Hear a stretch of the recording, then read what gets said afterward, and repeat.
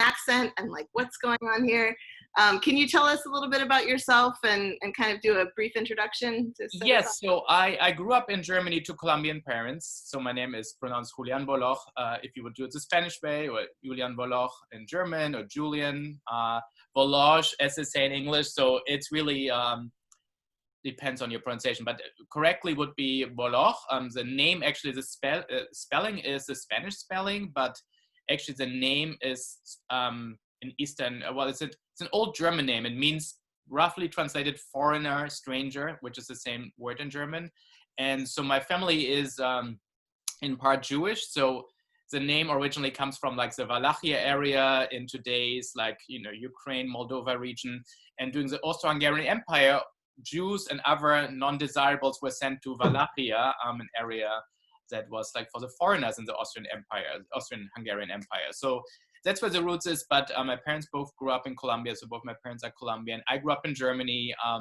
Complicated family story, but in short, my uncle was a policeman in Colombia who worked against the cartel and was murdered. And so they went to Colombia where my mom's from. And long story short, I moved to New York some 20 years ago because I met my wife and ended up here and met a lot of interesting people like Clayton and got stuck here in New York. Yeah. What a story. So we have two photographers, Magnum Foundation. So just to do a proper introduction, 609, let's kick it off. Yes, let's kick it off. Okay. We've been around since 2007. We were founded by Magnum Photos, the agency. Really at the helm is Susan Meiselas, who's an incredible individual, very inspiring person, and Clayton, somebody I really would like you to meet. I think you guys would have a lot to talk about. Has lived in this neighborhood actually for quite a while, Mott Street, so Little Italy, LES area. And what we do is we provide grants, fellowships, support to photographers, documentary photographers. We're very open in terms of how we frame that. So traditional reportage, which is what the Magnum agency is known for, we're kind of always pushing against that boundary a little bit and encouraging more experimentation. But we have a huge reverence for, history, photography, storytelling, documentary practice. And so this is why we're here today, because Clayton Patterson is just such an incredible, important individual photographer who's really documented the Lower East Side. And I'd like to also, as we develop the discussion, just really think about how is the LES going to change? How is New York going to change? I don't know how many of us here are living in New York, but I'm really curious to hear your thoughts on that. So I'd love to kind of, we're going to do this, this is our first kind of personally hosted MF event, Magnum Foundation event. So Julian is Julian is the co-host. I'd like him he's going to be sharing his screen. We'll be talking things through. So I'm sure some of you guys are very, experienced with like Zoom events. We're still feeling our way here. Do feel free to post your questions in the chat box so we can keep this very receptive and conversational. And so from here, Julian, if you want to go ahead and take it away and kind of walk us through, tell us what we're going to be looking at tonight. Good. So we are looking at this graphic novel, Clayton, a graphic novel about Clayton Patterson. And so it's interesting because both Clayton and I come from photography, and we'll talk about it in a bit, but it also is a lot about storytelling. And so just to jump in what this whole thing is about, we start with a little video that initially we did when we were thinking about doing a Kickstarter campaign, but now that we are in COVID-19 territory and have to find other ways to promote the book, we created this video that is also on YouTube, but just to give you a sense what it is all about before we really talk about the book itself.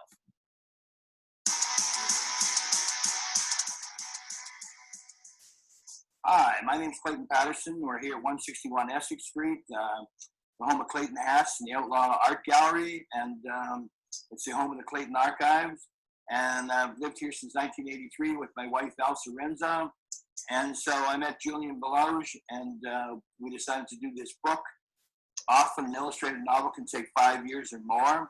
So I thought possibly the way to cut that down is to get, let's say, more people to illustrate.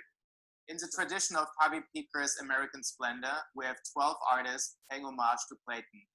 We'll learn about Clayton's life, coming to New York, being part of the art scene, the tattoo society, the punk rock scene, CBGB, drag queens, a lot of things that happened here on the Lower East Side. He represents so much to a New York City artist, to anyone that is a lover of the city and its various types of people. It's kind of like an anthology in a way, because each person has a different style and different look to how they approach the illustrations. And but you get kind of the full flavor of what illustrations look like. We go from kind of the photographic version to the drawn version to a more really sort of complex illustration to a more simplistic illustration. My pages in the book depict the moment when Cochise and the Satan Sinners confront Clayton Patterson over rumors that he was selling his photographs and videos to the police. You know, so I knocked at the door several times, and all of a sudden this big guy comes out with the skull cap, with the camera in his hand. He was wearing these black boots, and I asked him, "What's your name, Clayton Patterson?" He says, "That's me." And I asked him, "I heard that you're taking pictures and that you're giving them to the cops." Clayton believes in the good of people, no matter who they are, at his own risk. That's why I supported this project and made art for it. I hope you enjoy it, and it means as much to you as it did to me. If you really want to see this like time capsule of a really interesting person's life, you should definitely check out this book. We support this, and it supports you, because it shows that we can do it. Thank you.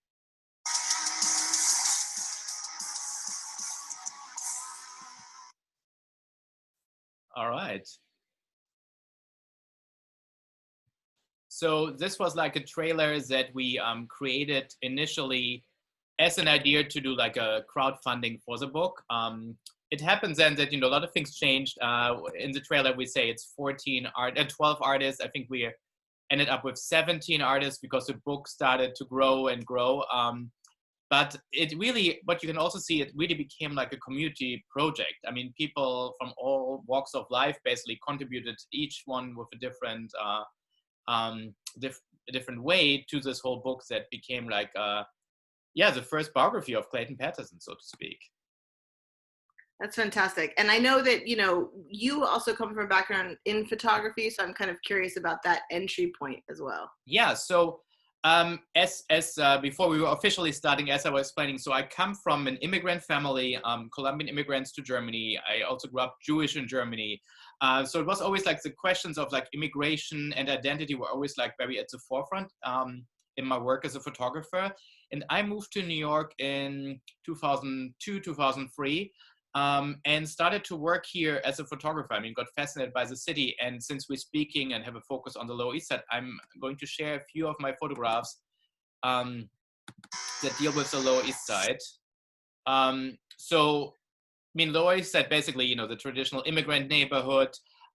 This photograph is probably from like 2003. I called it Layers of History because you have, on the one hand, you have, I mean, the tenement, of course, you know, they build the layers in this photograph.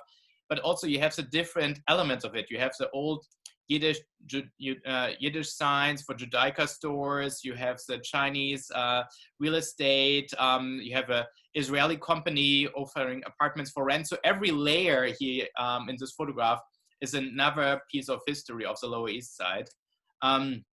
Then what is fascinating to me is that, you know, in Europe, when you think about Jewish heritage sites, of course, because of the Holocaust, they became like places of pilgrimage. They're places that are landmarked, not in New York, because, you know, real estate, at least before COVID-19, had been growing more expensive and more expensive. And so demographics are changing. But here's this picture out of context. You would think like, okay, it's an old Jewish gravestone. It is actually in the heart of Chinatown. It's near Chapman Square. It's a small plot which dates back to the first Jews arriving in 1654 in New Amsterdam. And so I have like a series on this photograph. I was fortunate enough to photograph there. Interesting enough because there are also some war heroes. Every Memorial Day, traditionally, this is the first year. It's not, they have a ceremony on the cemetery where people dress up in costumes, which is fascinating to see. Then this year, of course, Clayton knows where this is. It's a church on Forsyth Avenue that is now converted. It was a former synagogue. It's a Hispanic radio station. So I like this juxtaposition of the cross and the Star of David. And here we have Bet HaMidrash HaGadol. Now, unfortunately not existing anymore because of a fire earlier, like 2-3 years ago. They tore it down this year completely. There's nothing left of it. This series was of like interiors of synagogues. So I was really fascinated by like the whole heritage sites, but also did portraits of people. I mean, this one, probably, this was for an anniversary book of the Forward. I had a photo shoot with Ed Koch around the corner from where Clayton lives.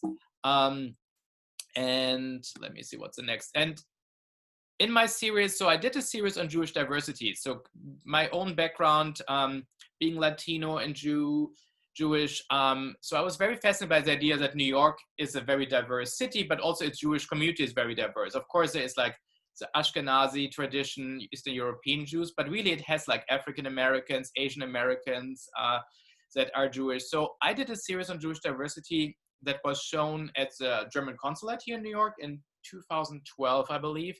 And when I was working on this, I came across this man here. I mean, like so many things in documentary photography, you talk to people, tell you stories, and I got stuck with this person here, Benjamin Melendez. So some of you know the movie The Warriors, which ICP actually had like a whole video installation. Unfortunately, you can't see it right now. But so Benjamin Melendez was actually a gang leader. He was Puerto Rican, a Marrano Jew. I have another picture of him, 1 second. Here, he was the founder of a gang called the Ghetto Brothers. And Benji and I became friends. So he shared his life story with me, which is very fascinating. And there is this fascinating overlap. So if you know the movie The Warriors, you know the famous scene in the beginning, "Can you dig it?" That's basically in real life was Benjamin Melendez. He, like everybody who was involved with this gang truce in 1971 in the Bronx, hated the movie. He passed away a few years ago. So Benji and I really became close friends, even to that extent that my kids believe we're Puerto Rican. I said, no, we're Colombian, but doesn't matter. He's not your real uncle, but he's always around. So, and I decided to turn his life story into a graphic novel script. Initially, actually, I did a fumetti. Fumetti is one of these, so the Italian word fumetti means speech bubble. And it was very popular in like the 40s and 50s. So the time when, basically fumetti was a forerunner what became like the telenovela. So there were these fotonovelas throughout Latin America, hugely popular as an art form or, lower art form, lowbrow art form, but people loved fumettis. And basically they existed also for a long time as a tie-in for movies throughout South America and Italy. So you had a movie, and as a tie-in, you created like your photo comic as a promotion for the film. It was actually killed when the VHS tape was basically became mainstream because people could just buy a movie.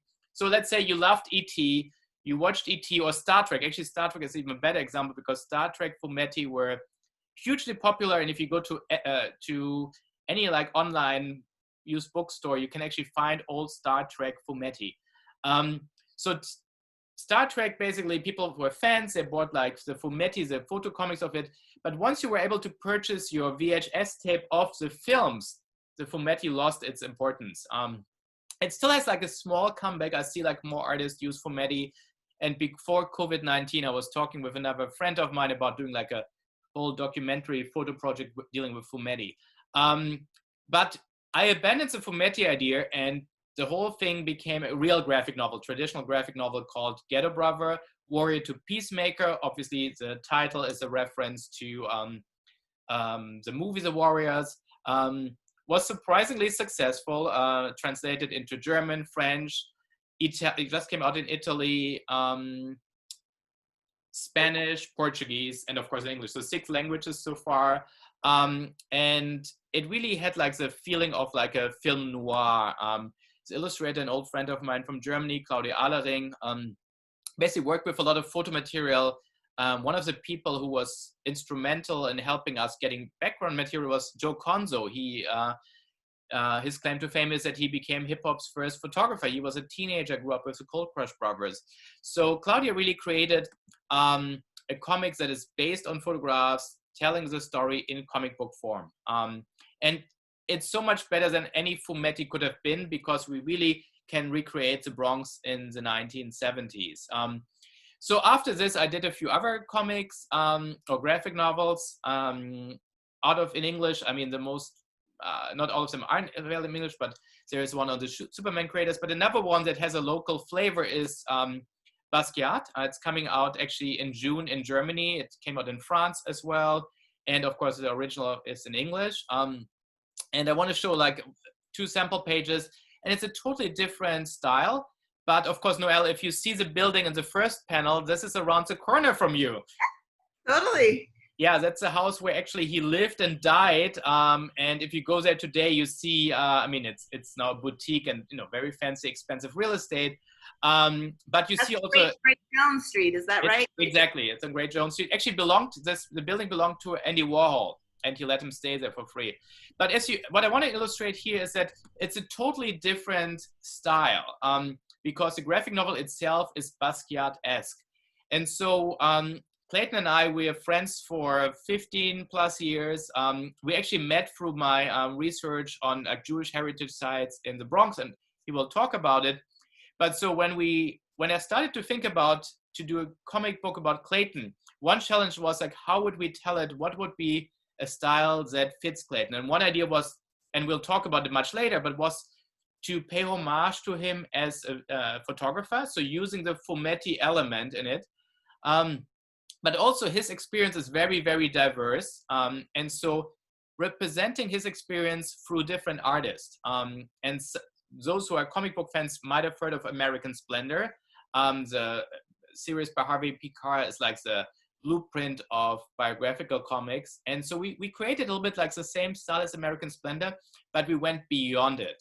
So it has video elements, photo elements, and we'll talk about it later, but not everybody's familiar with Clayton Patterson's work. So I want to show like a short clip from a documentary called Captured, because this gives you a good flavor of who Clayton is. And after this, we have a little slideshow with photos from Clayton, and he will talk about it. But let's first introduce Clayton Patterson, the man.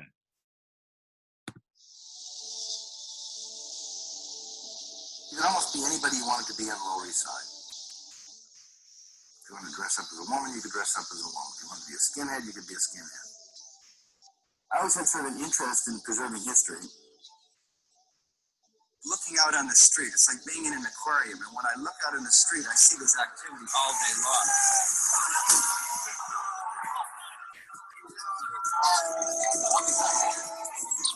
From a filmmaking point of view, it's great. You don't have to go very far to get a really good shot. The art scene in that crime-ridden area was really exciting, really vibrant. Here we are in the Lower East Side of New York City. This is great. There's a lot of things we all saw, but we would have been really stupid if we pulled out a camera. Quality of life is not high on the agenda, and you could see it. It was not a pretty picture. People laying on the stoop dead with a needle out of their arm. They never cared because it didn't matter down here. No! We're the real community of the Lower East Side. Come forward! They were here before any of these smoking jumping stars. There's been so much change. He's documented that religiously. Oh, my camera. We have a right to have it. Clayton, so tell us about the videotape that you took. What? What'd you say to me? What'd you say to me? The camera became such a weapon. He refused to hand over his videotapes. I had more copies in total than anybody in the history of America with those tapes and subsequent tapes. This is a revolutionary tool. Little brother is watching Big Brother.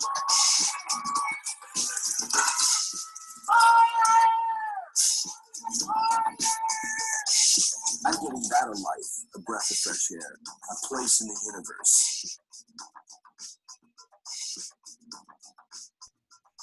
Thank you for sharing that. I don't know about you guys, but you know, seeing what's been coming out now, you know, the murders of people by police too, just have to say that you know, Clayton, you were right there and you were so fearless in terms of your documentation of what was happening in the neighborhood. So hats off, you know, truly from the bottom of all of our hearts.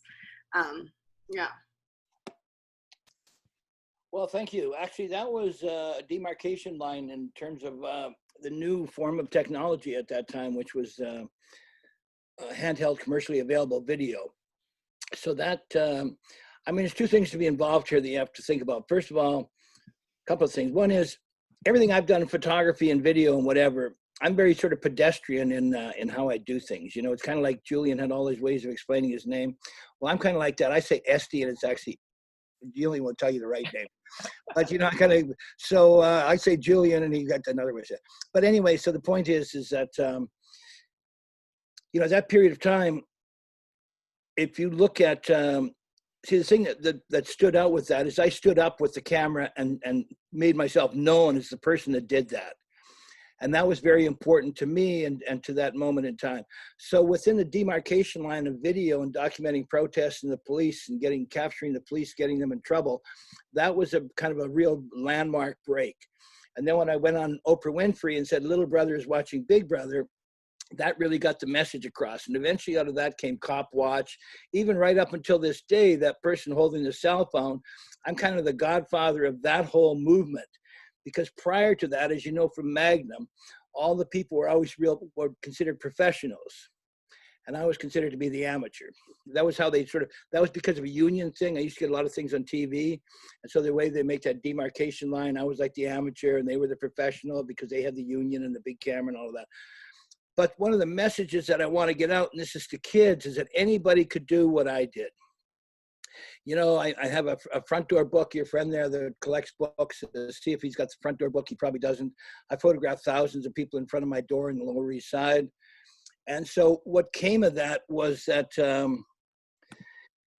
anybody could do what I did. The point is that you have to be there to do it. So this is part of the front door, and I've taken thousands of these pictures. So the message is anybody could do what I did, just like that person holding the cell phone and will get that cop held accountable. Now she or he or whoever it was has to be able to stand up, acknowledge that it's their video and they did it, because there'll be a lot of intimidation around that. And that's a big part of the process, but anybody could do what I've done. And a big part about doing it is the consistency. Like I just took a picture this afternoon in front of that door. I photographed in front of that door since about at least 1986. So I have thousands of pictures in front of the door. Now, most people with photography, and this is back to that part again where they say amateur and professional and like that, most people go for the stars. I mean, there are a lot of really great photographers, but they want to, you know, the Patti Smiths and the Elvis Presley. I always wanted the street people, the neighborhood people, the regular people. So if you follow this front door, I photographed people from when they were kids to now they're adults, and some of them have grandkids. So it's a whole inner city, intergenerational thing. I probably have the largest archive in America of inner city people because I have photographed thousands, I mean, literally thousands of pictures of people over multi-generations. And they're mostly just regular people. It's not the Patti Smiths, it's not the stars, it's not who everybody wants to be around. It's more like just the people. So well, I want to interject here because I think this is really important that, you know, you, with your consistency in photographing that front door, I just looked it up on Amazon. That book is like $850. That thing is rare as hell, right? Very rare. But here's, you know, your consistency in photographing people. And also, you know, I've been to your studio and Julian has seen it too. That's where I met Julian. You know, we were talking about doing this, you know, Talk at Overthrow, and Julian was there and he was telling me about his graphic novels and that you were up next. And, you know, it's also very much like an open door. It's not just a front door. I mean, I feel like you've also, you know details about people's lives that, you know. Yeah, I can tell you a story about that Ghetto Brothers drawing and that picture where there's a problem with that picture. I won't get into that, but I know what the problem is between gangs. And this eventually lapped over to motorcycle gangs. And there's an image in there that's not really correct, but it doesn't matter because nobody knows. But a lot of the people, like, the beginning of Nieta, a lot of people eventually got to Nieta, which became like a prison gang. But actually, one of the kids that was here today, his father was the beginning of Nieta, which came out of Puerto Rican prisons. It was never, ever tolerate abuse. And it was prisoners taking on the system themselves to sort of correct some of the abuses that the system was imposing on them. So that whole beginning history of that, I've got onto, once again, it's a sort of out of the way spot, 8-Ball Radio. But some of the beginning of Nieta comes from that, not from that front door. But listen, 8-Ball Radio, for those of you guys that have never been to Magnum Foundation, they are now our neighbors. Oh, really? I invite you, when things open up, listen, it might even be spring. We can't know for sure, but 59 East 4th Street, we're on the 7th floor. Just want to open up that invitation, for folks. But yeah, 8-Ball actually moved in across the way. Right. And Cody was here today. Now, I've known Cody since he was, I don't know, a kid, 8, 10 years old, because he was, his sister, Agathe Snow, was married to Dash Snow. So Cody used to come to the events, and Cody was here today, and Cody's the one that turned me on to 8-Ball Radio. So there's a whole community network that comes through. If you look at caps from the Lower East Side, and there's some that say Avenue D, Avenue C, you've probably seen those around now, but now, Nicole, that's done by Fridge. And Fridge is the graffiti on that door. And so you had the pictures in the window, which was the Hall of Fame, and then you had the front door, which was tags, which was like the Wall of Fame. So it was because the Lower East Side was a drug neighborhood, and people didn't go around and do throw-ups like they do now. Each block belonged to a different dealer. So those throw-ups on the front door is a history of the graffiti in the neighborhood, if you know it. Well, I just want to shift back to Julian, and I want to just for context, because I feel like this is getting, I don't want it to be too inside baseball. The front door is Clayton's front door. So he has on Essex Street, a building, and people pass by, and he photographed those individuals. Like the photograph that you see on the screen now is he would take portraits of people that would pass by. Julian, please take it away. I want to say 161 Essex Street is the unofficial community center of the Lower East Side, because every time I go to Clayton and I hang out with him, someone knocks on the door and says, "Hey, Clayton." And, "Oh yeah, come on in. Of course, now we're in times when it's harder to do, but really it's one of these places. And that's also why I wanted to tell Clayton's story, is because you come there and it is a community center. And the community, of course, is vanishing more and more as, gentrification pushes people out. But Clayton's place is there since, forever. I mean, we moved there when, Clayton, 79? We moved to Lower East Side in 79. We moved to this location in 1983. So since 1983, he's there. And people basically just come, knock on the door, and it doesn't matter who it is. And one thing I like about Clayton is that he doesn't really care about the famous. Yes, he met, Mick Jagger and so on. And we'll talk about it. But when we were working on the book, he said, "I don't care about the famous people. It's about the real people." And his photography is about the real people. But it's also, and here is like an example of it, but a lot of the cultures of the Lower East Side that don't exist anymore. Clayton, you want to talk a little bit about the drag queen scene and how you got involved with it? Okay, very important, because you mentioned Mick Jagger. The reality is there's got to be by now over 1 million pictures of Mick Jagger. I mean, probably there's got to be way more. Peter Quailoff, now son PK, is dead. Peter was son PK was one of the really instrumental people in the drag movement of the Pyramid Club, which went on and influenced the whole world and eventually ended up with RuPaul. So it was put together. The whole idea was availism. The reason that New York was great and so much genius came out of New York was cheap rent and inexpensive lifestyle. So Kemba Fowler came up with this name, availism. And that's taking what you have around you and making it available to make your art form. And if you look at this, like if you see Peter from a distance, or you just notice it looks like a fabulous person, I'm not saying Richard Avedon, but it got that whole look. But Peter lived above 112 Stanton, which was a fabric place. So son PK would go over there every week and get fabric and make a whole outfit out of it. And the top is a lampshade. So if you really look at it, there's like jewelry from a junk store, $1 a yard fabric, and a lampshade. And you get this whole sort of creating of a character. And I'm not gay, but I was really fascinated by the drag queen scene, because it's really taking themselves and making themselves into artwork. And I just love that whole period. So this is one of the drag queens. and that's Dixie. And then you see Ralph had this fabric in there that he would sell. So sometimes I did a backdrop, which would put in the, I'd buy the same fabric. So Peter would make a whole outfit. You know, the glasses would mix, and the beads, everything would mix. He had like the Pepsi girl, and then he would create a character like Picnic Smith or whatever. So this was really an inspiring time for me. And this was Dixie and Son PK. And became a very important period. This is Mr. Fashion. Actually, it was through Son PK that I got into the Museum of Modern Art because Ron Magliozzi, he wanted to have, you know, some of Son PK and Mr. Fashion, Gerard Little in the show, because they did a show on the Lower East Side at MoMA. And I think it was about the Cafe A7. And anyway, I had this work, they now have 14 of my videotapes in the Museum of Modern Art. And that came through the pyramid thing here. And this hole back there, I eventually filled that up and would put in a group of pictures every week. And then I got a whole case that was made for it. And so I turned that whole background into really kind of a really beautiful little gallery. And I embroidered some curtains and stuff like that. So this was Gerard Little, Mr. Fashion. I mean, I think it's like so fascinating because this is like a piece of New York, you know, the New York cultural scenes that basically vanished. I mean, there is, of course, you know, there is like the mainstream drag queen thing, but this is really like how it all started, and you really documented it.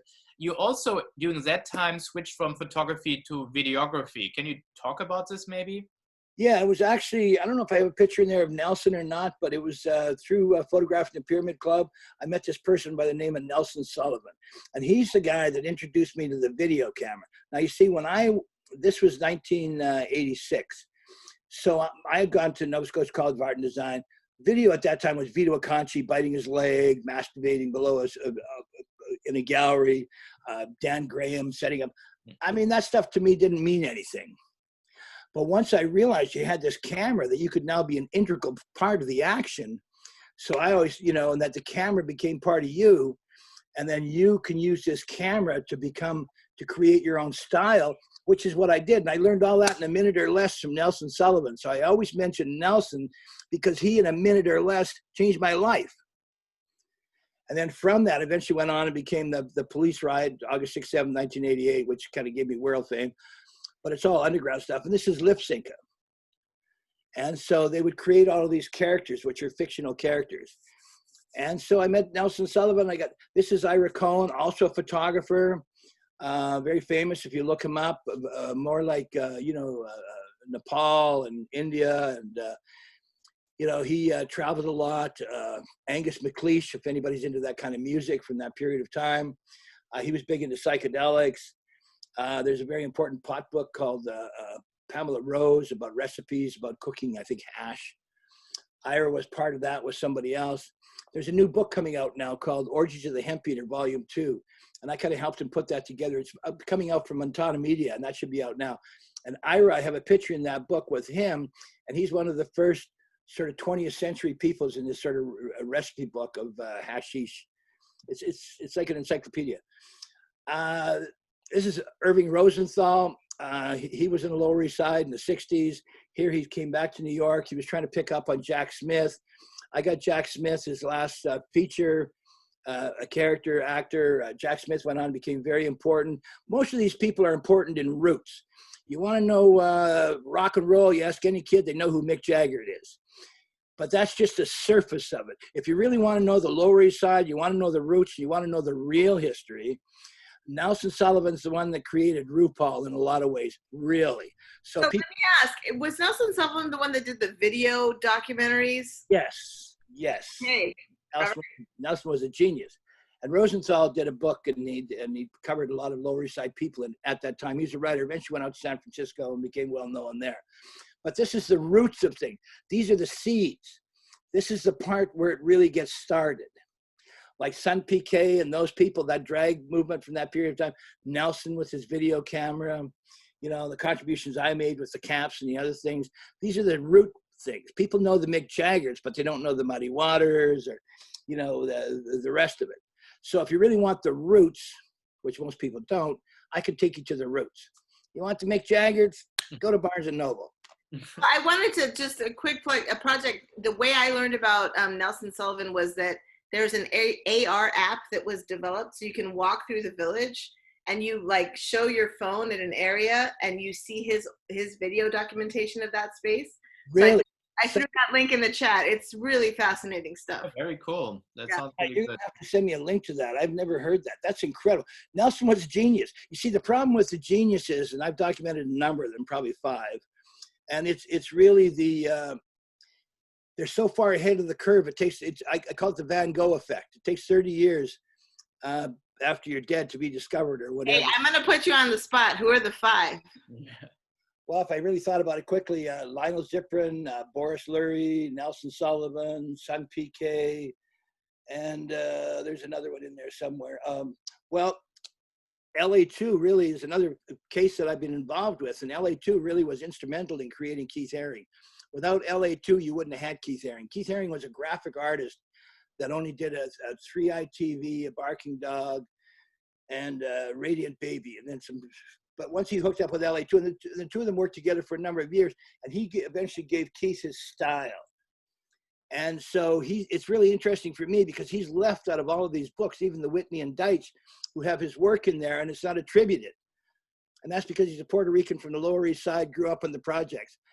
And so that's one of my campaigns, is to bring him back to life, because he's actually really important. He's as important as Keith Haring, and nobody knows it.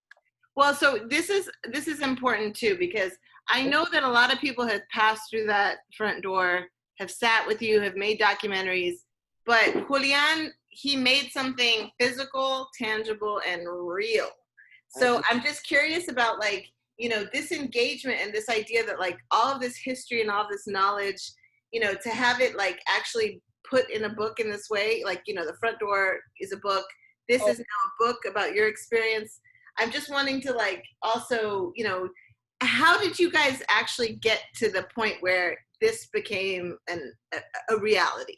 So maybe just to go back one picture here. So it really started with Ghetto Brothers. So I worked in documentary photography for a few European outlets, did a lot of work here, but really when I became friends with Benjamin Melendez, I switched to graphic novels. And, you know, my visual thinking as a photographer led to the graphic novel idea. And at that time, Clayton was working with Cochise, who you see here in the middle, on a book on gangs on the Lower East Side. I don't know, what year was it published, Clayton? I don't remember. But basically, it came out more or less at the same time. So Get a Brother came out 2015. I think, like, maybe Clayton's book like a year or 2 later. And so there was this overlap. I mean, we met through my work on, like, documenting Jewish sites on the Lower East Side, but Clayton at that time did a book on the Jewish people's history of the Lower East Side, where an anthology, where it was not just about the Eastern European immigrants who came turn of the century, but also, like, you know, CBGB, tattoo Jews, all the other creative outlets where Jews were involved with. And so the book came out, I don't know, a while back. But so we lost totally contact. 2016. 2016, okay, perfect. So yeah, the gang book came out a year after Ghetto Brother. And so we reconnected through basically our interest in gangs. I brought a few of the people I interviewed to Clayton's show, Clayton and Cochise's show on 8-Ball Radio. And so we really reconnected. And I knew Clayton for a while. I mean, we met about 2004. So we knew each other already like 10 years plus. And so I knew his work. And I felt like Clayton is an interesting character. I mean, I'm not interested in necessarily in the famous people, but in real people's stories. And Clayton was there documenting the Lower East Side for so long. So my idea was to do a graphic novel that would be also a book about the changing Lower East Side. And we see here, you know, things that he photographed on the Lower East Side that basically vanished. I mean, this is, you know, you would never see anything like this anymore on the Lower East Side. And I like this picture also because you see how, like, Chinese immigrants are taking over former Yiddish stores. I mean, Clayton is part of this change and part of the last generation. And also, being a friend of Clayton's, you know, I've seen all the people who go in and out his place. So one idea was really to do something that would represent Clayton. And I didn't know where this would lead, but we decided to meet on a regular basis.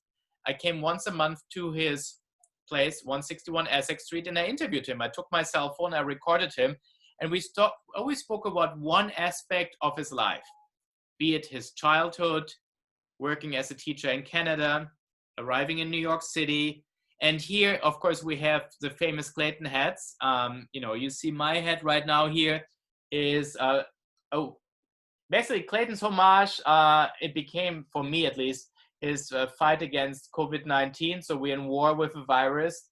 Wash your hands. It's a hat I cherish now a lot. I have a few of Clayton hats. And you see, of course, here his former neighbor. Nice one, Noel. And of course, this is Keith Haring, who Clayton, of course, mentioned. Another person here who's famous. And it was interesting because when we started talking, I was really interested in the celebrity stories, but it was clear that Clayton had no interest in talking about celebrities. He was like, nope, let's talk about the real people. And so the book became an anthology in my mind already while we were talking, because there were so many different aspects. I mean, the gangs, the drag queens, the hats, him being a teacher, growing up in Canada. So all these are little, in a way, short stories, but they are merged by basically a narrative of someone interviewing him. Before we go on to it, I want to just show here an old picture that we found in his archive. Clayton, who's the guy in the middle there? Okay, a couple of things. This is Ai Weiwei. I just want to sort of clear up a point. I don't have anything against the famous or anything. I'm not anti-fame. I'm into knowing people and people who are my friends. I'm not like a fan of anything per se, and I don't chase famous people.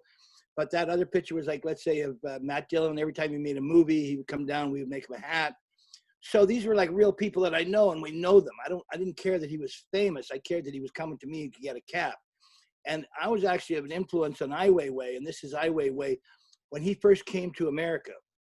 So, I mean, if you watch Never Sorry, you'll see that he picked up my style of videotape and got himself into the same problems that I did. I ended up getting beaten up, teeth knocked out, arrested a bunch of times. He ended up getting knocked out by the cops because he was using the same aggressive means of using the camera as a tool to hold the system accountable. And it really can be a very powerful in-your-face sort of tool. And I sort of created that style. And then Ai Weiwei followed with that. But the first picture he got into the New York Times was a picture of me holding up my hands that said, "Dump Koch." That's this one. Yeah. Koch was the mayor. And you couldn't take anything to court. So I had to figure out a way to create a protest without a protest. So the protest became the picture in the New York Times from them, the unknown photographer, Ai Weiwei. So that was like, okay, boom, dump Koch. Yeah, no, you started him. So maybe I want to make two other quick points. Please. One is I would like to compare that picture you have of that street, which I think is Essex Street, right? Of the Jewish Lower East Side. In Norfolk, yeah. No, oh, the one that, yes, it's Essex Street, yes. Okay, now what I want you to do is I want you to look up that address of where that picture is, because I think that's the block between Grand Street and Hester Street, and I think that window being changed might be just a little below that picture that you took. It is. I took it actually. Yes, it is. Absolutely. I didn't realize it's the same window. Right, that's it. Yeah, it is. It is, yes. You see, that's the history of the Lower East Side right there. And that's, you know, I mean, there's a whole thing with his Jewish pictures, and I have a lot of Jewish pictures. There's a big history of the Jews that Julian and I could both tell. But the other point that I want to make that's also critically important is with street gangs, it's important to be antisocial. So if you look at those street gangs of it's mostly a Puerto Rican street gang, Satan Sinners, but they had the swastika, not to be anti-Semitic, but to be antisocial. So you got two antisocial statements on that. You got Satan, Puerto Rican, Christian, Catholic, Satan is a pretty antagonistic word, and the swastika for the Jews. So you got antagonism coming from both sides. To be tough on the street, you had to have a total presence. Okay, that's the 2 points I want to make. No, it was interesting when I did my work with gangs. It was always funny because, I speak Spanish fluently. So people were speaking with me in Spanish and talking about how they used symbolism that the Nazis used really as a provocation and not necessarily with the whole connotations you would have in Europe. That's right. And I mean, Cochise is one example of course from the Lower East Side, but it's the same conversations in the Bronx as well. So, So yeah, let's maybe speak about the graphic novel concretely. And it's interesting. So I mentioned here, if you see, there is an app at RT5. If you download it and you hold your cell phone on the cover, you will actually see, and I invite everybody to do this right now as we speak, you will be able to see a video of Clayton. So at the end of this presentation, you will have a link to the website, so you can go see the image of the cover. But so we really tried to do a lot of like creative thinking, how to work with storytelling. And one thing Clayton mentioned to me, and again, coming back to Lois, said there is a store called Jump Into the Light. So there are basically an arcade for virtual reality games, but they're also a film studio. And we filmed with them a section with Clayton. It's a 45-second video, but if you have the app, you hold your phone on the cover of the book, you can actually see Clayton live talking. And I think it's the first comic book that does this. I have not seen any other comic book who has like an augmented reality cover tie-in, and that's why it was interesting when you mentioned, Noel, that there were these videos of Sullivan that are also using augmented reality. So we're using this for the cover of the book. I should also mention the cover is designed by Fabrice Sapolsky. He is a co-creator of Spider-Man Noir. And so we had actually, and it's also about like elevating people, introducing them. We started out with like a few friends of mine. Some were very established comic book artists. Some people had not done this at all before. So there's this wide range of people, and they come together. No one got paid for this, and really to pay homage to Clayton. And really it was a homage because I made it semi-mandatory that I went with everybody to meet Clayton. So we went down to 161 Essex Street to meet really Clayton, because I felt like you can't do a book without having met him. So it really became like a community thing also. It was not just like a graphic novel like my other books, but really it became very grassroots. The subtitle of the book, of course, is Godfather of Lower East Side Photography. And Clayton, talk about where the subtitle comes from. Okay, it's very interesting. And this was Anthony Bourdain. And he also came to me. And I have a dope bag collection. And I had this one particular dope bag called Toilet, which came from the mid-'80s. Let's just be clear so everybody knows. Just brass tacks here. Oh, I'm sorry, yeah. Dope bags, like essentially like, you know, the little baggies, mostly heroin, crack as well? Mostly heroin. Down here, those stamp bags were heroin. And so Toilet was a brand of heroin. And Bourdain, when he was a young chef starting off, he also got into heroin. So he wanted to kind of remember that part of the youth. So he did his last program on the Lower East Side. So because I documented so much of the neighborhood, I hooked him up with like 5 different people, you know, like the tailor and the skateboard kids and stuff like that, a photographer. And so Bourdain gave me that title, which Julian picked up on, a Godfather of the Lower East Side documentary, although I had to prove it to him and I had to find where Bourdain said it. I'm a stickler for details. You had to prove that you have it. We found the segment where he says it, we use it. So that's yes. Right. And so we did find that. So, you know, Julian's a stickler. But yeah, and I just want to impress again that I was very fortunate to have Julian to do this book. I mean, I'm a pretty difficult person to deal with, but Julian has really been a pleasure in my life. And this shirt is a Wild Style and Tattoo Messe, and that's a European show for tattoos and sideshows. And I brought, it started in 1995, and I brought the famous American tattoo artists and sideshow people to this Johan Uhr's Wild Style and Tattoo Messe, which is now going into its 25th year, and I'm still associated with it and have documented it for years. So all this is another form of documentation. Mm.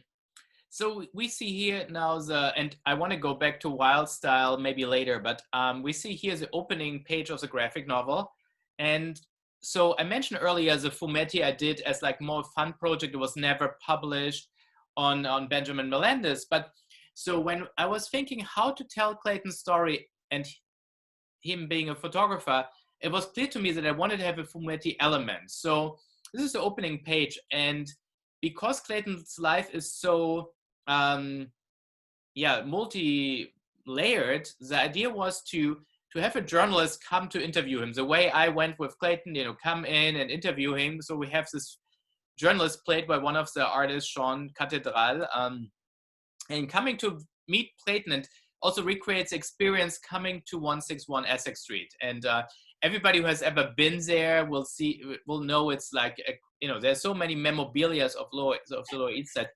So the whole thing plays there, but then in between her interviewing Clayton, there are illustrated chapters. So it always goes back to the fumetti. And it was actually the first time I did like a fumetti publication. So it was an interesting experience for me as well to do it. And so the idea is Sean asks the questions and then illustrators focus on one aspect of his lives the way I did. So here is, for example, Jesse Lambert, who, fun fact, he's a fine art painter. He never did a graphic novel before, never published a graphic novel before. And his son and my son go to school together. So as I was talking, and this is really representing how I recruited people, as I was talking to Jesse about this, I said, you want to contribute a chapter. It's only like, 6 pages maybe. And he's an amazing illustrator.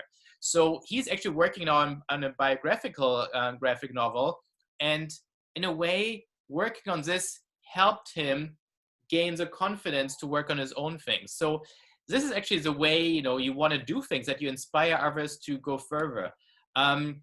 This is actually artwork by Sean Cathedral, who plays a journalist in it. She had never done a graphic novel as well. So she approached me when we did a signing for Get a Brother at the Mocha Art Festival and said, can you sign my copy? And we talked a little bit and said, I would like to become an illustrator, but I really never done anything. And so when I was starting to develop the idea, I contacted her and said, listen, you interested in maybe doing a few pages? She ended up being the artist with the most pages in the book. Then here, another guy, I'm not blanking his name. Clayton, what's his name? Chris Wilson, that's right. You knew Chris Wilson. How did you know Chris? You introduced him to me. Really? I thought he came from you. No, all right. I don't know how Chris came to us, but I don't remember exactly the whole genesis of it, but yeah. I thought he came anyway. So Chris is he's a musician as well. And if you look at this artwork and you know Harvey Peaker's American Splendor, this really looks a lot like Robert Crumb. And he did 2 chapters, one on CBGB and one of the Tattoo Society. And maybe, talk about the Tattoo Society, because for me, it was an interesting learning aspect. I did not know that tattoos were illegal in New York. Yeah, I started the Tattoo Society in 1986 with a guy called Ari Rusimov, who was a filmmaker. In the end, Ari made a film called Shadows in the City, which covers a lot of the downtown people. And that was the last show that Jack Smith was in, where he played Death. And that was probably his only narrative sort of linear film that he's ever done. But he did movies like Flaming Creatures and like that.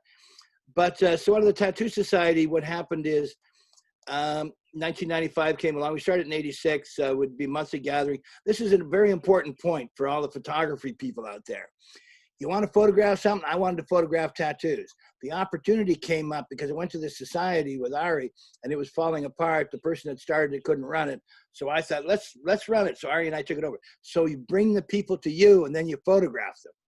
So by having the people come to the Tattoo Society, I got a lot of tattoo photographies, tattoo photographs. So the idea is to create something and bring people to you. And then that way you have an event, you have something going, it's good for everybody, plus you get to do your documentary. And then 1995, along came the opportunity to go to Europe. And then in 1997, with Westwood, Catherine Freed, and myself, the 3 of us spearheaded the legalization of tattooing in New York. And then so out of the Tattoo Society came all of these tattoo artists now. It was very hard to get into tattooing prior to the society, but society, all these people met each other and learned from each other. So that whole late 80s, early wave in the 90s of great tattoo artists coming out of New York City, they came out of the Tattoo Society. And then once it was legalized in 1997, all these shops opened up. Daredevil with Michelle Myers, Lori from Eastside Inc., Emma from Porcupine. So a lot of women also came out of the society and opened their own shops.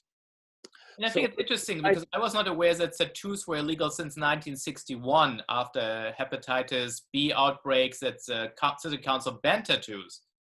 Well, actually, it's debatable how it started. There's some other thing, because when we were doing the legalization, the health commissioner said he's never had a case that related tattooing and hepatitis.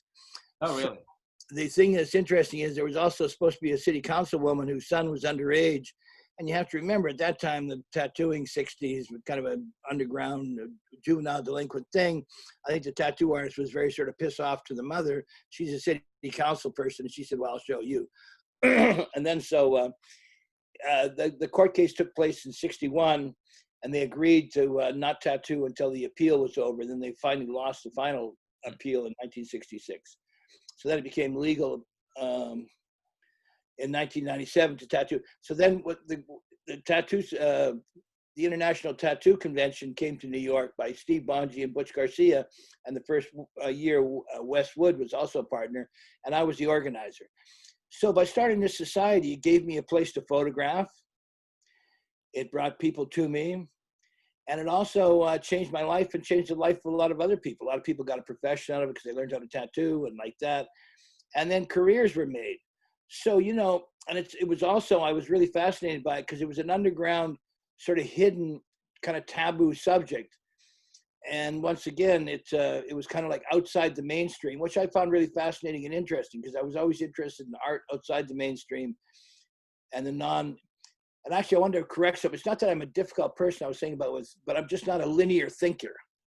I don't think in a straight pattern. You know, my thinking goes all over the place. That's very true. I can attest. That's why Julian and I make a great team. We need someone like Noel between the two of us. I'm like all over the place, and Julian is German, and he is like organized. I'm organized, exactly. Organized. So that's what's driving me crazy about my parents, because my parents are so Colombian. So if I make an appointment with my parents, I always put like half an hour wiggle room in because I would be on time and they're always late. But yeah, so here we see actually, and I hope they're not watching right now. Here we see a page by Summer McClinton, who is actually one of the more experienced illustrators who work with us. This is about the Tompkins Square riots.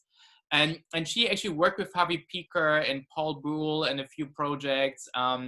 And it's a beautiful artwork she's doing. She always works very similar. She works with like photo references. So it really looks like photos. And here I love this page she did because she uses some of Clayton's original photography and incorporates in a kind of collage.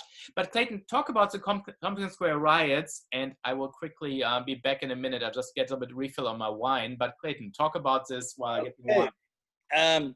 Don't fall off that chair. Basically, like I say, what happened is I took the videotape. They became very interested in it. The system, the police, everybody. So they became aware because I got a hold of this reporter by the name of Eric Shawn.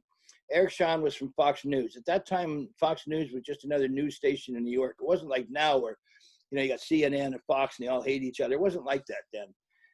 It was much more homogenous in New York City.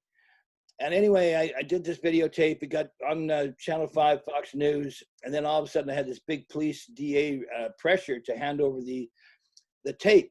Now, this is a very interesting argument because I understood the argument very clearly. And it's another point about law. If you have a point of view that you're very clear on, and you understand all the aspects of it, you know, in this case, I took this thing on in the beginning without a lawyer. I didn't want a lawyer. I wanted to go up against the system. And so I told them, no, you can't have the videotape. And then they said, well, we're going to charge you with obstructing, it's called obstructing justice, contempt of court. So I was given a 90-day repeated sentence that was supposed to go on. So I ended up in the Bronx House of Detention. I was in there at the same time with a guy called Larry Davis.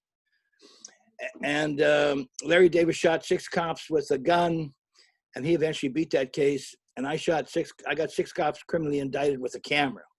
But it also got the captain moved out of the precinct. So my argument was, no, I'm not going to give you the tape. I'm an artist. This is my art, and it belongs to me. And this created a real storm in New York City.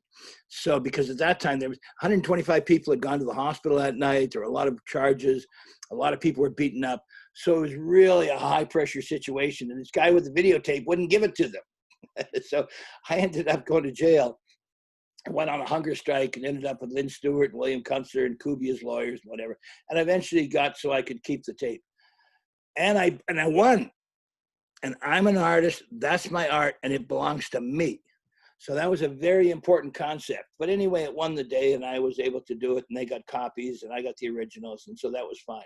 So that's another important detail. That anybody can do what I did. All my stuff was commercially available. All my first photographs I did at a 1 hour place. It was special. It was great. It was wonderful. But so I don't claim to be like a Richard Avedon or anybody like that. I'm a guy who takes pictures. Now you have to remember there's different ways of challenging the system, and I'm into the way of challenging it from the point of view of anybody can do what I can do. It's just that you have to be there and do it. Anybody could go take pictures in war, but you got to be the guy that goes to war. So it's not an elitist thing. It's a common thing, because I want people from the inner city and other people to know that they can do what I did. It's not an elitist thing. You don't have to be Richard Avedon. You don't have to have a $12 million camera. Now you can do it with a cell phone. And that person who did that videotape of the knee on the neck, that's a classic piece of Americana that's going to cause real problems from somebody. Now I hope that person stands up for it, can beat the problems and whatever. So it's really important to know, so there's sort of a philosophy and details that goes along with a lot of what I have to say, because it comes from way outside the outside. People are into the famous, you know, I deal with kind of like, I consider the 1% society. It's a 1% factor. And the numbers of people that really get it are far and few between. And that's why I was blessed with Julian coming along and doing the graphic novel. Now, Julian's going to get a taste of how hard it is to get out the unknown.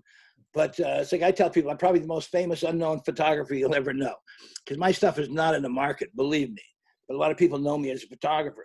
So partly, you see, Reva Castleman was from the Museum of Modern Art in like the 80s and earlier periods. And she said the only people that can make art as prints are fine artists, and printmakers can't do it. And I'm like from the outside. And my thing is, I'm a photographer.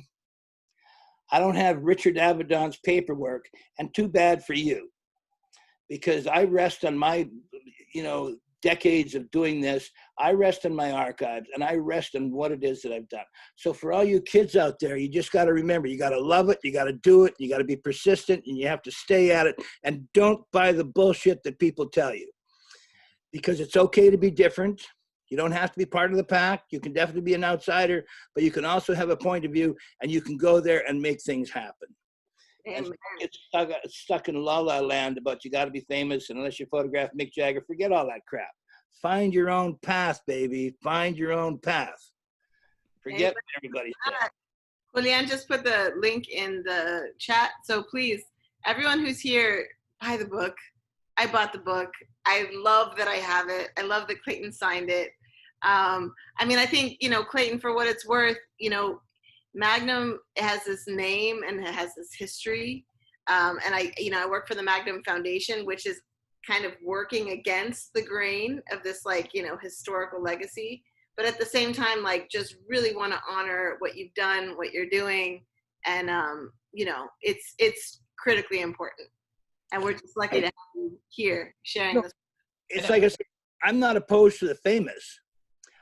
I'm opposed to worshiping people that have something that I don't have. And it's like, I don't mind, you know, I know Robert Capa, that story, the soldier that got shot and he's falling backward, capturing that shot, Robert Capa, an important shot. I understand the importance of Magnum. I have one picture from a Magnum opening where I'm getting thrown out. I'm in there taking pictures. This is also the 80s. And then at that time you had the RSVP, you had the whole thing. So I got these guys dragging me out. I got one picture of a redheaded guy throwing me out. So that's kind of my Magnum story. But I'm not opposed to Magnum or what they do. I'm into saving my piece of the territory and other kids and other people that follow my path, because we have something to say, and we intend to say it, and we also intend to be part of it. And I really appreciate, because Noel here from Magnum has been very good to me. I got to tell you that. So, you know, two of my heroes today are here is Julian, and he's famous enough, believe me. So it's not that I don't know anybody famous. And then we got Noel from Magnum, which is very important. But yeah, I want to just say, so we're putting up the slide, so you can actually get a signed copy by Clayton from his Etsy store. And I put in the address of the Etsy store. I also put in Clayton's email address. So if you want to contact him, I mean, the nice thing, so the two things I want to say is, number one is, if you see, and maybe Noelle, you can show the book since you have it. The graphic novel is not like your comic book magazine style thing. We really wanted to create an art book. So even if it's a graphic novel and a comic book, it's a hardcover, it's oversized. We negotiated with the publisher to have thicker paper stock. So it really is an art book. It's a comic book about Clayton's life. It's his biography, but it's also an art book. We actually have some of his photographs in it. But the idea was really to create something that is really something, it feels like something real. I know they're showing it right now. So I hope you all, do it. Of course, with COVID-19, we face a lot of challenges with the distribution. Ironically enough, we already were aware of the virus in December because everything was meant to be done by the Chinese New Year. And we got a message from the publisher saying there is this weird virus. The factory is shut down. That was mid-December. So there might be some delays. And it's pretty crazy that we in mid-December heard about it and that there were delays of shipping the book. And it arrived now, but it's kind of crazy. Clayton, you want to say something about this? Yeah, we beat the president. You have to remember, December 15th, we get a message that you cannot take these books out of China because of the virus. So this is December the 15th. If a virus was on those books, it's a slow boat to China from here. You know that old saying, a slow boat from China? So if there was viruses on those books, they would be long dead by the time it got to a port in New York City. And it wasn't until mid-March that they stopped the people traffic. Very so true. It's kind of like we were months ahead of the president. That is true. So couldn't let books in. They didn't stop the pedestrians until mid-March. Yeah, no, I remember this very well because I was in Germany and nearly got stuck there. So the other thing I want to say, I put in Clayton's email address, Clayton Patterson 161, of course, for Exeter Street, at gmail.com. Contact Clayton, contact us. I mean, we love to hear from you. If you want to get a signed copy of the book, we'll work something out that you can even pick it up from Clayton with social distancing, face mask, but it is a little bit of a challenge right now to distribution. Obviously, if we had like a in-person talk at Magnum Foundation, we would be signing copies of the book right now, but you still can get your signed copies directly from the source. So in a way, it's also nice that we work now with, Amazon and so on, you can also get it, but the idea is that we very grassroots in this. The old days when the hip hop artists got their, sold their records from their trunk, we do the same thing right now, very grassroots with this book. I want to bring out two other points as well. That little short trailer, if anybody wants a copy of the whole movie for free, if you email me, I will send you a copy of that, the movie, a Vimeo of the movie you can watch for free. So it's about 87 minutes. The other point I wanted to bring out is that Julian now, he had Ghetto Brothers translated in 6 languages, which is amazing, especially for a graphic novel. But he's also done about, 6 different graphic novels now. And he's done like the Superman, he's done the Ghetto Brothers. That Ghetto Brothers book actually really kind of brought the Ghetto Brothers back into their fame, because Julian was really kind of responsible for bringing them back into recognition, because that peace treaty on Hoe Avenue was like 1971. Then came the movie The Warriors, which doesn't really associate with the Ghetto Brothers. And then later came Rebel Kings. But different from Rebel Kings, Julian's book got way out there, really around the world, like South America, Europe, really everywhere. And he's also done like the Superman.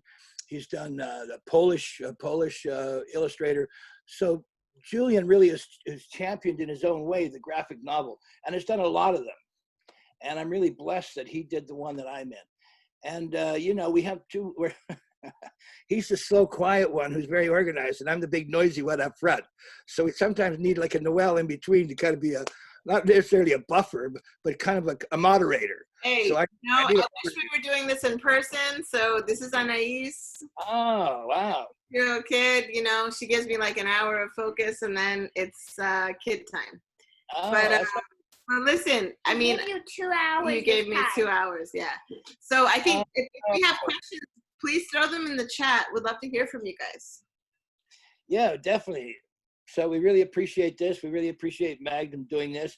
Are we starting to wind this up and turn off? Is that what we're doing now? Your mic went off. I said, no, please talk amongst yourselves. I'm here. I'm present. I've just got this one with me. Oh, all right. That's all right. Nice to see kids. I mean, I feel like it's a great opportunity to get, so the book is a great opportunity to get Clayton's story as a biography. And I feel like a graphic novel really works very well. And we really try a lot of new storytelling approaches with it, starting with the cover that has like the video augmented reality tie-in, the fumetti as a binding glue between like an anthology style graphic novel with different illustrators working on it. And it really is like a part of Lower East Side history that you don't know. For me as a writer, also as a documentarian, obviously, but it's very important to tell the stories that are not told. In a way, it's similar to Clayton, what he said about Mick Jagger. You know, there are probably millions of pictures of Mick Jagger, but I didn't want to have another picture of another Mick Jagger, but really a story that is of someone who really influenced Lower East Side culture in the last 30 years significantly, but didn't get the spotlight he deserved. I mean, there are very few people who have more pictures from the drag queen scene in his, it's very unique grassroots form. CBGB, I mean, Clayton was there with his video camera in CBGB, and nobody else was allowed with a video camera into CBGB. That's not really true. I mean, I did the hardcore shows, but okay. there is a history, a photographic and video history to all these different things. But I would like to say, so I definitely captured my share. I don't want to pretend to be the end all be all. I know a lot of really great photographers on Lower East Side. Certainly David Godless, he captured that part of the CBGB's, the punk period like that. Marsha Resnick, also a really important and great photographer. Mm-hmm. Another friend that Noelle and I share is Alice O'Malley, who's also another great photographer. So really, and there's a lot of really great people that, I mean, the history of photography is woven all through the Lower East Side. I think one of the things with the book being as choppy as it is, one of the things that's important for me about that book, it kind of looks like me. I mean, my mind is kind of like a bowl of spaghetti. I mean, each one of these strands goes up in a different direction. So I'm going off in 10 different tangents, and Julian's trying to get me to focus on one point. I'm kind of going like this. So the book is very much kind of how I think. It's pretty. That's perfect. That sounds exactly like I wanted to have something that represents you, and that's perfect then. And it does. I also think, Clayton, this is significant because people come and go, right? And not everybody makes something manifest into the real world. And so this is what I really want to acknowledge Julian's work too, is that, putting something in print, going on record, making this part of the historical knowledge that we can't take it for granted. And so I think that's what's so, thank you, Anais. That's what's so significant about the book. And that's, I wish we were in person. I wish we were signing. It's about Clayton. It's about Clayton. So I think that's a hugely significant point too. Yeah, like I said, I've been really blessed with Julian because he has the patience sort of to deal with me and the endurance, because it takes a lot of endurance. And but we got it done. And I want to encourage folks to ask questions in the chat too. Yeah, definitely. Anybody wants to ask a question, ask a question. And but we also learned something. That photograph of the synagogue of Norfolk Street. I have photographs before when that was not in as bad shape as when Julian photographed it. I have photographs of the fire, and then I have photographs of after the fire. So I keep learning learning from watching Julian's photographs. And then all of a sudden today, when I saw that picture of Essex Street, I knew that was Essex Street. And then all of a sudden later, when I saw the Chinese changing that window from the Hebrew writing, I knew that I'll bet you that's part of Julian's picture. And we keep on crossing over. And between the two of us, we have a lot of Jewish history for the Lower East Side. Because one of the things about the Jews is everybody thinks the Jews are into saving. That's nonsense. They're no different than the Puerto Ricans, Italians, or anybody else. Truth is, most of the Jewish books ended about the 40s. And a lot of the people moved away. That history disappeared. And there was a guy called Oscar Israelowitz who used to go around and do a tour. Oh, I know Oscar. Yes, I know Oscar. And he did the books. Now, those are sort of Jewish books done in the 80s that document a history of the Lower East Side. But the Jewish history of the Lower East Side is very sparse after about the 40s or 50s. I mean, you got World of Our Fathers, and that's about it. There's not a lot. Might be some academic books, but there isn't that much real history. And so I think between Julie and I and Danny Stein, we could fill in a lot of gaps. And if anybody's interested in that history, which we are, there's things that we could fill in. But you're not going to find the Grand Poobah, like the 3-volume Jewish history that I get is a people's history. I want to just, Karen, please, I'm going to go ahead and unmute you. Please ask your question. This is super important. In terms of gentrification, you know, it's been happening. Maybe we'll see a shift. Let's see. Karen, I'm unmuting you. Please go ahead. Ask away. Hi. Yeah, I just wanted to know, does it make you sad to see the gentrification going on in the neighborhood? How does it make you feel? Well, sad's a funny word. Definitely I was opposed to it for a long time. And you have to remember in the beginning, like in the late 80s into the early 90s, in that whole period, we were very much against the gentrification. And one of the great things Giuliani did for the city is he broke up the Democratic Party, because when New York City, it was all Democrat. So it was like the communist system. If you wanted to talk to the mayor, you had to first go to the community board. The community board went to the manager of or the president of the community board, went to the manager of the community board. She went to Ruth Messenger. You went to Miriam Friedlander, city councilwoman. She went to Messenger. Messenger went to Koch. It was really hard to get anything done. So they were all these Democrats were fighting against us. And it was really, it all came back and bit them because we were right and they were wrong. So for me, I was very aggressively anti this whole sort of international corporate takeover and all of that. And I think in the end, it destroyed the American dream, because America was about making it on your own. And if you look at the history of the Lower East Side, it's probably changed the history of America probably 500 times with all the different great people that have come out of here, whether it be Jimi Hendrix or Jackson Pollock. Roscoe had a studio on the Bowery. The Moskowitzes were related to you, the famous tattoo family, related to the beginning of tattooing in America, modern tattooing. So it was really about inexpensive rent and a cheap lifestyle. So you could work a day or two in a bar and then you could spend the rest of the time being an artist. Now you got to work 2 jobs just to pay the rent. So I was really anti all of that because it was becoming this international corporate takeover of yuppies, big money, and tech. And that was really destroying our culture. And so the chance to come to New York and being able to start off like I did will be very, very hard to do now. So the whole gentrification wiped out. You know, like one of the things that Julian had with that picture of Essex Street is you had this stratosphere, like a tree, where all the different rings represented a different year. And that's how the Lower East Side was. So for a kid coming here from Canada, I learned about Japanese food, Portuguese food, Russian food, Ukrainian food. All of it was just neighborhood restaurants. And like that picture of Julian, you have the Chinese, you have the Israelis, you have the Orthodox from Williamsburg, you got the modern Jews. All that is in that picture. And all of that is disappearing. Now we're getting Starbucks and city bikes. Well, actually, can I ask a question? I mean, you know, pandemic change, people are reporting about how people are going back to wherever they came from. Yeah. What do you think is going to happen now in the LES? Well, I think people, you know, people thought 9/11 was going to turn the whole thing backwards, and it never did. The escalation of the money kept going forward. New York City is a money pit now.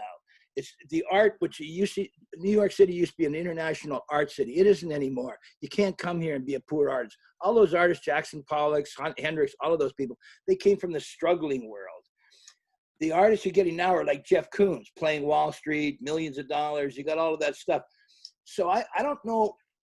I think the structural change, but there's no question that there's lots of money in New York still. I mean, the tech world, I mean, all those big billionaires have tripled their billions during this virus period. You know, Bloomberg, Gates, they're all making money like crazy. Amazon's probably making more money now than it ever has. You got people delivering, so for the tech people, they're good. This is going to be like the Industrial Revolution, like all those people that were into crafts and into working with their hands and stuff like that, they're all going to get blown out of the water because the big machinery is coming in. I think the money will be in New York. I think the tech will be in New York. And I think a lot of the people that'll move will probably never come back. Like, do you think that there is an opportunity for like that early, 80s, 90s scene to come? Like, do you think the rents will fall? The artists will come back? I mean, I'm just looking for who knows? Even if the rents fall down to $100 a month, you don't have the history. The thing we had in the Lower East Side was like that Julian's picture is 100 years of history within that picture, more. I mean, some of those buildings are from the turn of the century. You've got the different layers of people that came in the 30s and 40s. You don't have that anymore. That whole history has been obliterated. If you cut the tree down now, there's one ring. Well, I want to be a little more optimistic. I feel like there is a chance for going back to grassroots and New York being more affordable, being a home to new artists. But who knows? Nobody knows. I mean, that's the thing. If someone had told me, I left in, Clayton knows this, I left on March 11th to Germany. The day before I left, the pandemic was declared by the World Health Organization. I nearly was in fear of not making it back. It's very hard to plan anything right now. So I was in Germany, was in Berlin, came back with one of the last flights, and everything shut down in New York. So I know a lot of people are trying to leave right now. I don't know, nobody knows, but my hope is that maybe because gentrification was going totally nuts, and now that people want to leave, maybe there's a chance again to have a situation where artists can be artists because rent is cheap and be creative in New York. I don't know, nobody knows. I don't know. I look at you, and you have two boys. I look at Noelle, and she's got a kid there running around. These kids, this is a normal environment for them to be brought up in, being locked at home, having to do all your work at home. This is a whole new way of thinking for them. So if this thing carries on for a year or two, their thinking is going to be much different than ours. Yeah, no, absolutely. Good point. I also want to point to Tanya. Tanya, please let me unmute you or unmute yourself. I want to give you a chance to ask this question. But I'm not letting anybody chase me out too soon. Don't worry about it. We need you, Clayton. We need you. Definitely. Tanya, I've taken you off mute if you want to ask. If not, I'll just read out the question.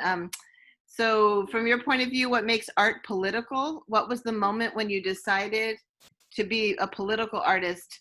How do you implicate with others? What is the connection between art and as activism? Well, I mean, in one part, I'm an activist, but, you know, I came to the conclusion, you see, I come from the bad end of the working class. I came from a position where you had to make your own way. So part of the time we had, like, I give the example of Reba Kasman saying, no, the printer is just a worker. He's a craftsperson. The fine artist making the print, he's the artist. The craftsperson cannot be an artist.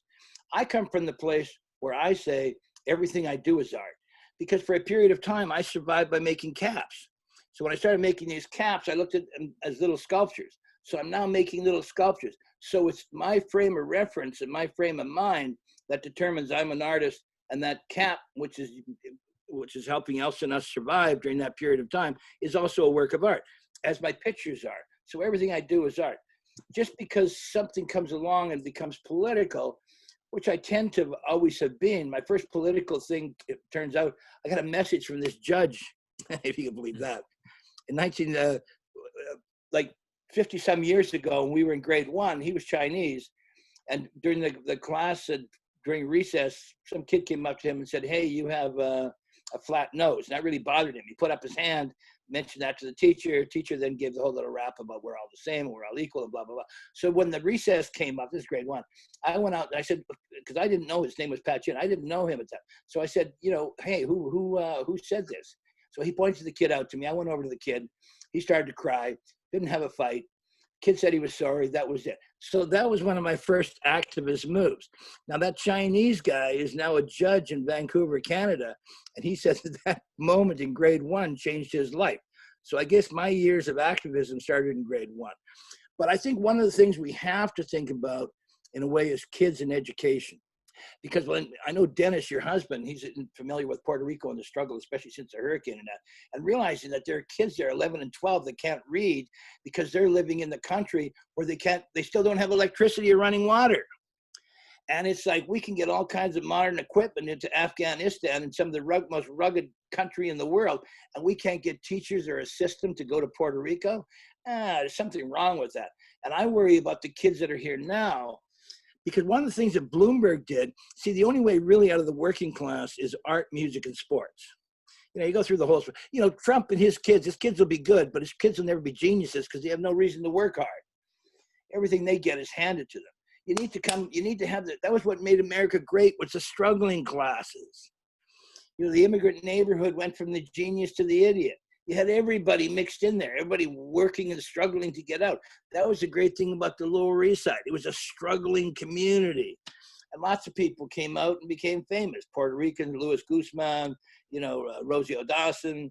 A lot came out of down here. Plus you had all the artists and whatever. So it's the struggling that makes this thing important. It's your ambition, your dedication, and you have to have the desire to do it. It's really the desire and the ambition. And so, you know, look, I've been up against it for my whole life. I wished it was more comfortable. I mean, I wished it was easier. I wished I didn't sort of freak people out like I do, but I do. That's why I need people like Julian and Noel. They can be my moderators. I'm a bit too much for a lot of people. But that's okay. But we can't, you see, Bloomberg cutting back in the art. When you look at Bloomberg, to me, he's a very cynical guy. He destroyed Bloomberg is all in Bloomberg is designing, working with Cuomo to redesign public schools. Okay, the public school across the street will have a yeah, and he cut back in music and art. Yeah, you don't. The doctors don't come out of the inner city. It's not because of intelligence. It's because of socialization. Your kids are growing up in an environment where they're going to learn about sophisticated photographers. All that's going to be second nature for them. It's the gift of growing up with you and working for Magnum and doing things like this. I mean, that's the gift. There's a gift to that. Julian, the father, making books. There's a gift to that. It teaches kids you can make a book. You know, when I taught high school, one of the things I taught art. And with art, you get from the slowest student to the fastest student. You get the whole mixture. So how do you make something less concrete? So if you take like just making a shirt, well, you can start off with, so we brought in a sheep, sheared the sheep. So now you find out where the fabric comes from. Then you wash the wool. You get grease all over your hands. You realize that's where lanolin comes from. You got an apple and a pencil, and you can drop spin. We actually went to the local heritage place. They had a spinning wheel. So you can actually learn complexity in a simple, straightforward way. And that was the point. And we got to keep these kids educated. Now you take the art out. So it isn't that kids are less intelligent coming from more difficult environments. They're just not associated with the stuff. You know, you grew up with your father's a basketball player. You're going to learn about basketball. Your father's a doctor. They're going to be talking about medicine. It all becomes normal family knowledge.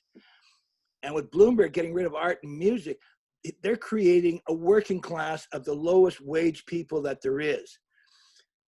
And so when you realize, you know, look at the city bikes. All the small businesses, basically, so many of the Lower East Side, especially the historic ones, are gone. The multi-generational thing.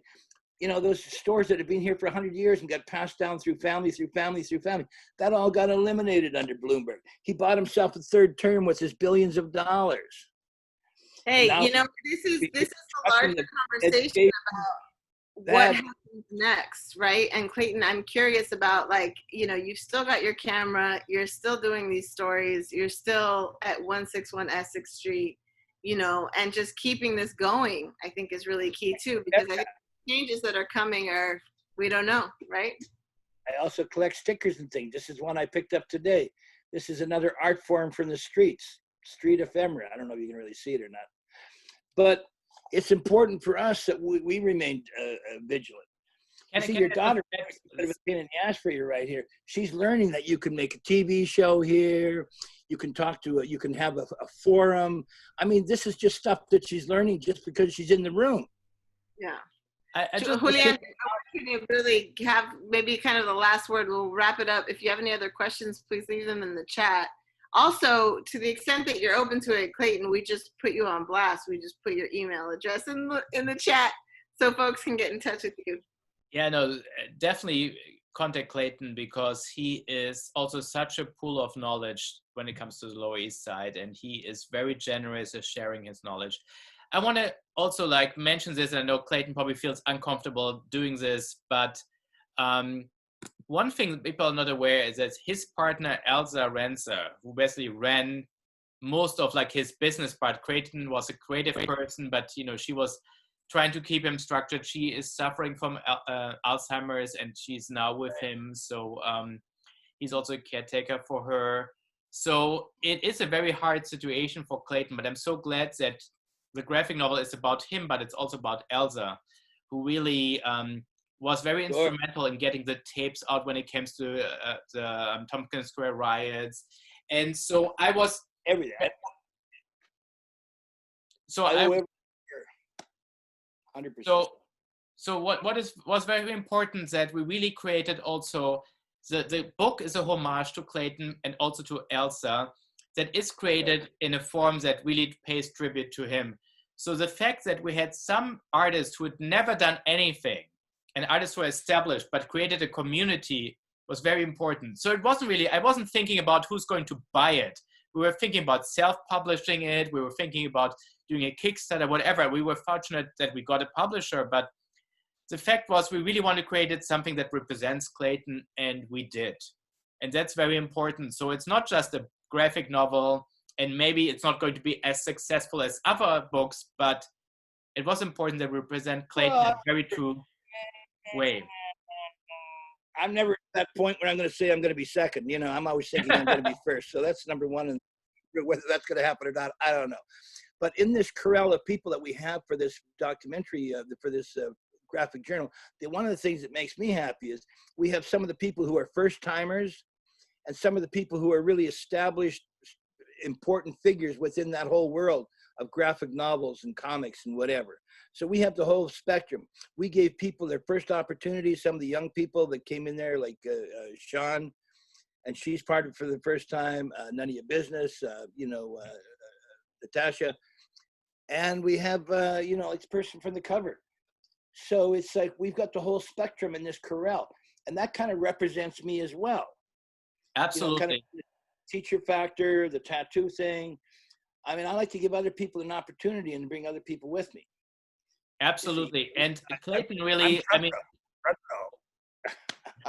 no, I mean, it's true. Clayton, throughout your career, you helped to elevate others. I mean, your struggle to get LA2 recognition, he's a forgotten collaborator of Keith Haring, is one example that we don't even cover in the book, but throughout your career, it was part to elevate others. And this book also is a really community effort and elevates some artists.